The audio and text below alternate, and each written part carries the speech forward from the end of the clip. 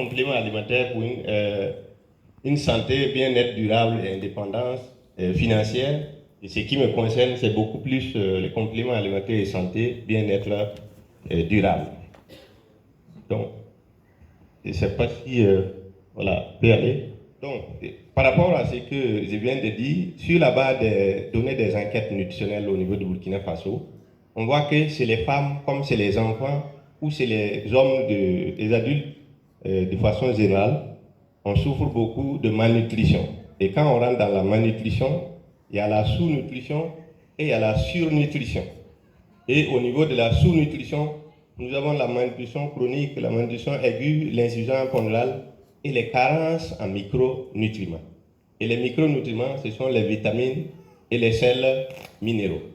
Donc, si on prend l'exemple de l'enquête nutritionnelle en 2021, ça prouve qu'effectivement, c'est seulement 16,5% des femmes en âge de procréer qui arrivent à bien manger, avoir 5 groupes d'aliments dans les 24 heures.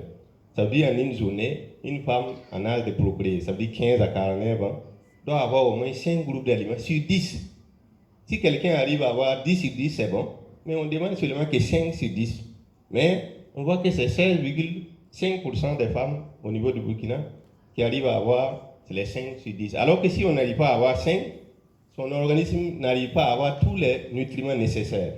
Ça veut dire que cette personne a besoin de l'aide d'un certain nombre de nutriments pour effectivement combler ses besoins. C'est pour ça que vous voyez au niveau des actions de lutte contre la malnutrition au niveau du Burkina, on parle de supplémentation en vitamine A, et en fer acide folique, en zinc, etc.